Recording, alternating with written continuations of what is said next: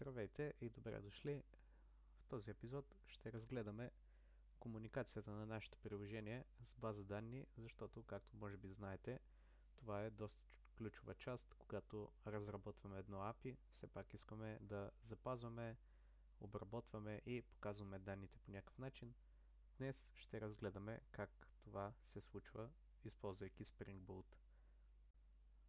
Ето ни отново, обратно видеото, където сме готови да продължим с имплементацията на база данни за нашето приложение. За тази цел ще трябва да добавим ново dependency, именно JPA, в нашето приложение. Това става като в pom.xml файла, който се намира в главната директория на нашето приложение. В dependencies добавим ново, като аз съм си го копирал и директно ще го изпляскам, а следващото нещо, което трябва да направя е да reload на Maven.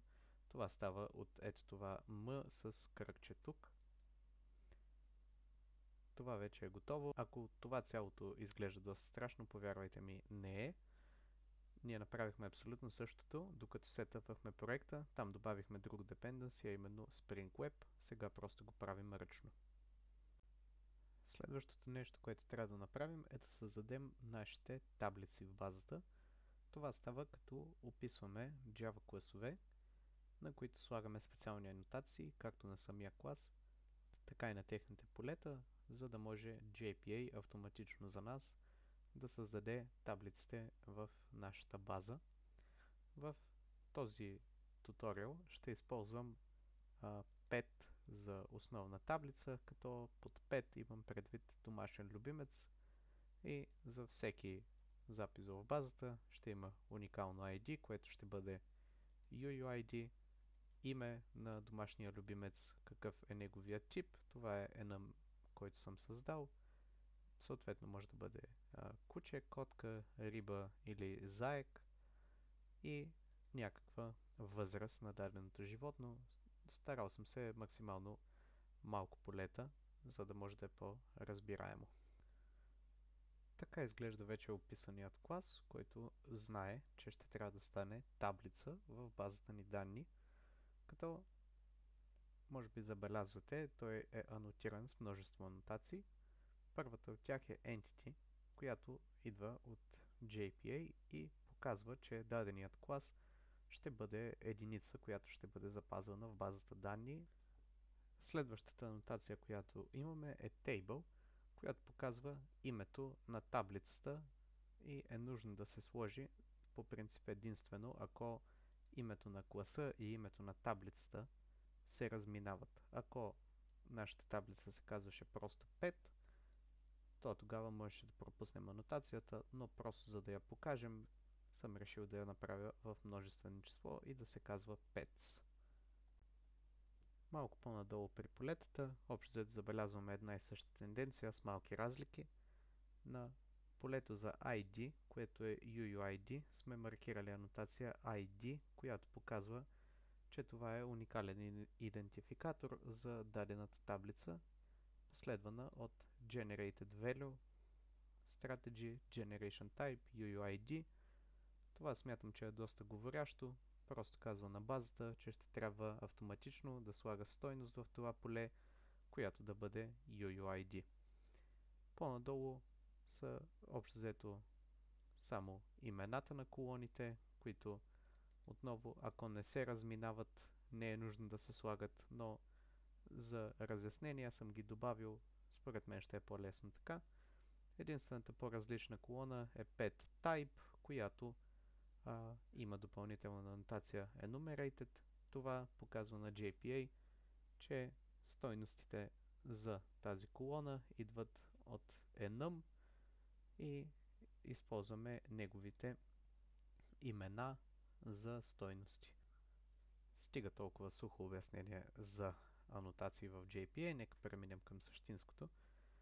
За да покажем към коя база данни ще искаме да се свържем, ще трябва да направим още няколко неща. Едното е да добавим dependency за въпросната база. Аз отново съм си го копирал и ще го има в описанието на клипа, но нека да го поставим. Става въпрос за H2 база, с която може би някои от вас са запознати. Доста е лека, доста е бърза, не изисква голям сетъп и е доста лесна за използване. Следващото нещо, което трябва да направим, е да отидем в Application YAML и да добавим конфигурациите за нашата база, като тях отново ще ги има в описанието на клипа. Не са нещо сложно, но в рамките на този туториал няма да обяснявам всичко какво прави. Най-важното е ето това JPA Hibernate DDL Auto, което първия път е нужно да е на Create, за да може да създаде базата, а следващото нещо е Data Source URL, където всъщност посочваме пътя до нашата база. Това значи, че файл с състоянието на базата ще ни бъде създадено в user директорията под demo database файл. Ето ни отново с вече работещо приложение, където в логовете забелязваме, че нещо ново се е случило, а именно, че някакъв SQL се е изпълнил и е създал таблица. И то точно както сме описали. Това е добре, защото ние това целяхме. Сега нека видим всъщност какво се случва и в нея. Ето ни отново след като съм свързал вече базата, а това става като просто използвам този URL от Application YAML и юзернейм и паролата, които съм сетнал тук, за да се свържа към нея. Така както виждаме, вече наистина имаме таблица PETS, в която има нашите колони, които бяхме описали, а именно Edge ID, PetName и PetType, което е изброено, нали, от нашия enum тук. Сега, нека да процедираме и всъщност да създадем начин да запишем някакви записи в тази база. Ще затворя това тук и както може би виждате отстрани съм създал два нови файла, а именно repository и service за pet, съответно pet repository и pet service, като те се намират в две отделни директории, repository и service. Ще разделим и останалата част от проекта по този начин, за да е по-четимо и като набъват файловете да се ориентираме по-лесно. Та в Pet Repository, както може да видите, той е обикновен интерфейс. Как ще превърнем този интерфейс в репозитори? Понеже използваме Spring Data JPA, това ще бъде много лесно. Просто трябва да дойдем тук, да кажем Pet Repository Extends, JPA Repository, тук да подадем entity-то, за което става въпрос, Pet, и да подадем ID-то, което той използва, или по-скоро видът на ID-то, което той използва, а именно UUID, като за яснота отгоре ще дойда и ще добавя и анотация репозитори върху този интерфейс, като това не е задължително, понеже то вече знае, че е репозитори заради JPA репозитори и това, че го наследява, но чисто по конвенция и за яснота ще го добавя. Сега, следващото нещо, което трябва да направим, е именно нашия pet service да започне да върши някаква функция. Първото нещо, което ще направя е ще дойда над него и ще му сложа анотация service. Следващото нещо, което трябва да направим е именно да добавим pet repository в pet service или още да го auto-wiredнем. Като аз ще го направя с constructor injection.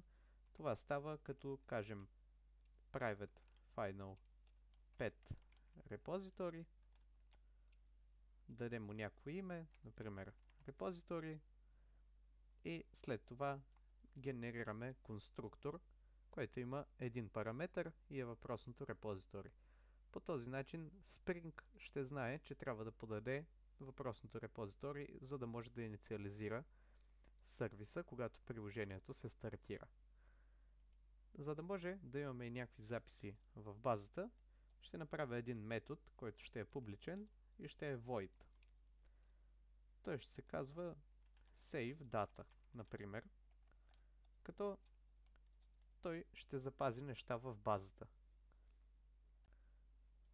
Ето ни отново с вече готови за запазване данни, съответно по едно животно от всеки вид, котка, куче, риба, заек, и на всички тях сме извикали save, с което ще бъдат запазени в базата.